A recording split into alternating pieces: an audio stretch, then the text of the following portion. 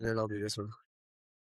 This will be audio. All right. So the probability for, when you do the mathematics for or against God, the probability for, well, we reverse engineered that. At least Dan reverse engineered that. So the probability against a God that this entire universe happens by accident is It's insanely mathematically incomprehensible and non-calculable, if that's a word. Yeah. There is no calculator on this planet that could put enough zeros to display the improbability of this all happening by accident, which means the probability of it happening by a creator is the inverse. Yeah. It's 99.9 with more nines than you could ever imagine. That's how Daniel put it. That's how Dan Bosco put it. I'm not 100% sure that's how the math works. I don't know that you just get to inverse it. But what I can say for sure is that the mathematical probability of this being an accident is infinitesimally small. Yeah. To the point where we can't get our pea brain around how small that number is. So that's the first thing. So can we all agree that it is a mathematical impossibility that this is an accident? Yes, I agree. And so then add to that, so you got mathematics, add to that the testimony of the people who have been saved. Yep. So the people that say, like me, for instance, who felt like they'd been putting a puzzle together their entire life and then finally found the piece that made everything else make sense. And I'm not the first person to say things along these lines. Yeah. Every person who gets saved, in essence, says the same thing. The only people that don't say that are the people that haven't been saved. Yeah. So they never try Christ. So I don't Or know. they're kicking the tires. Or they're kicking the tires. But the people who truly get saved don't go back. They flip on religion. Yeah. They see the dark side of religion, but they don't flip on their belief in God. Faith. Yeah, their faith. Okay, so we've got a probability mathematically. Now we've got the testimony of the saved and the fact that the saved don't go back. Yeah. Is it more likely that those things are true and that there's a possibility that the people who haven't jumped into Christ are just scared of the responsibility being too great if they do? Given that we're humans, what makes more sense? That everything I said first made no sense? Or is it possible that people don't want to accept the responsibility of following God? Yes, because think about the responsibility that it takes to follow God. It's the hardest It's thing the you will ever hardest do. thing to think of every day. Well, because people will crucify you for it too, right? They will crucify. It is literally the hardest thing you ever do. So let's take humans. How often are humans choosing the hardest thing they'll ever do? Never. Yeah. So we've got all this stuff, and we've got Absolutely. all the testimony of all the people who are swearing by this, saying one thing. Then there's the people who have never tried it, saying the opposite. Yeah. Is there a chance that they just don't want to accept the responsibility of what's fucking hard? Full of. When you put it that way. In those words, yes. Yeah. Okay. So that's where we are. Okay. In those words, yes. I would have to agree with you. Oh, I didn't 100%. have cheese for you, Christian. Sorry. Sorry. And so then, like, I got so many steps to take this further. This Keep is going. one step. I love this. We're talking. Now, Or should we talk about the responsibilities for a second? what is more exhausting? Mhm. Doing comfortable things or doing exceptionally hard things? Oh. No, that's not a trick question. It's not. That's not a trick question. It's not a trick question. It's just a tricky thought process. Doing the comfortable thing for so long gets exhausting. But yeah, no one, though. Obviously, doing the hard thing is more exhausting. In a short-term thing. Yeah, it's not a trick question, Aaron said. It's not. I know. Yeah. The thought process is what gets tricky. Well, so then that leads to the next question, which is kind of you've already got there. Yeah. Who is more exhausted? The person following the devil or the person following Christ? I would say they want to follow the devil. They are. Yeah. They're fucking exhausted all the time. All the time. They're always tired. They're always exhausted. They're always miserable. They're always grumpy. The person following Christ is doing the hardest thing you can do, yet they're joyful, Yeah. which tells you there's a truth to it. Yes, exactly. Like there has to be a truth there because they're doing what's hard and coming out with full cup. Exactly. People who are filling their cup are coming out empty.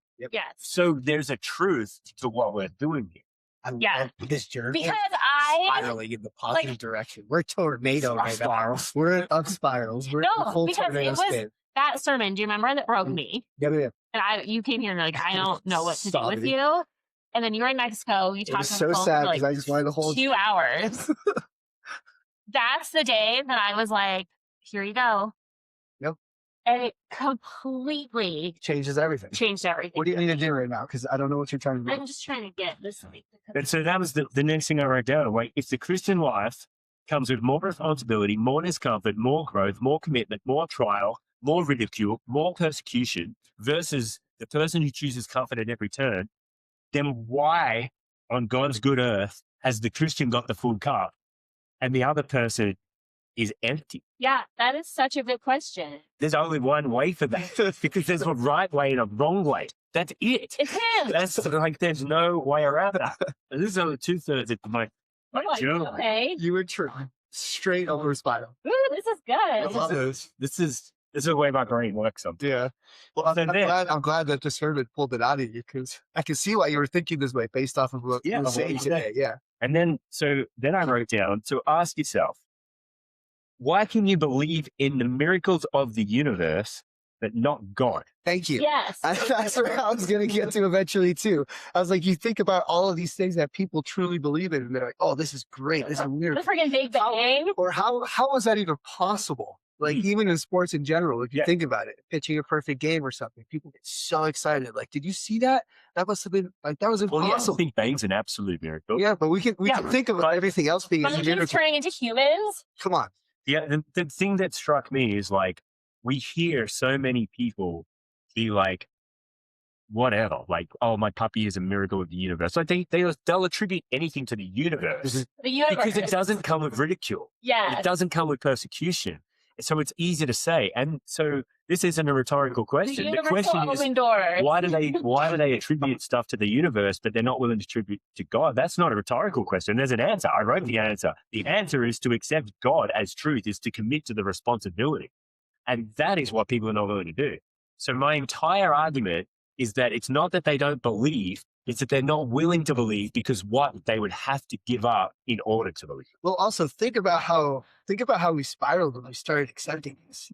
Yeah, it was. You know what I mean? Like you and I were having deep conversations. Like once we actually started admitting to each other and everything that we were having intimate conversations with God and like starting to branch out of this world. And we were struggling, bro. Yeah. We were struggling. I have to go back and look at my life with a different lens and the choices I made and some of the decisions I made and the people I hurt and the destruction I left. Exactly. To have to go back, accept that, and build admit that it was purely my own pride that did all of those things and my own seeking of comfort. That was shockingly hard. No, and then let alone the past. Pressure. Sorry. No, you're fine. 1 minute? Yeah. Sure. Done this 35 times. But then let alone thinking about the past, I started spiraling hardcore once we started thinking about the present and the fucking future. Yeah. Like What do I do every day? Like when I wake up, now I have to work on actually being the best version of myself, and I can no longer choose laziness. And I haven't chosen the life of comfort. And then moving forward, now you have to make decisions where you're like, how is this going to affect my relationship? How is this going to affect my life? Like now I have to really make decisions. Like the premarital sex thing in and of itself, we've discussed like 3 or 4 times. Like what the hell happens there? What do I do now? Because what do I do now? Don't look at me. I don't have the answer. What do I do now? Let alone choose a partner that I'm willing to die for. You know what I mean? Yeah. And put it in those biblical terms that we were discussing earlier. It's like we need to find a partner that I'm willing to die for. Yeah. There's very little amount of people in this world that are of like mind. You know what I mean? Because most people aren't willing to die for their significant other. Nowadays, you're getting people that are just marrying just to say that they can get married. Yeah, no, and I don't think this walk ever gets easier. I think your capacity of a heart just improves. Yeah. It's definitely not getting any easier whatsoever. And so I've having spiraled this all out on my notebook, I now believe that it's just too hard for most people to accept the surrender, the discomfort, the repentance, the ownership, the accountability, the leadership, and the responsibility to be a role model. these things are just too hard for people to have to accept. So it's easier to ridicule us for believing in God Exactly. than it is to have to make those decisions in their life. Exactly. And so in order to avoid being held to any kind of account, Or standard. they will hate on God, convince themselves that it's not true, even though there's evidence everywhere. And then, ironically, the only person who is not judging them for the shit they're doing is the person that they're choosing to not believe in. Exactly. So that was my spot. That was a solid That's spot. pretty good. I think that was a great freaking spot. If you're gonna spiral that way. That's all I'll say. If you're gonna spiral that way.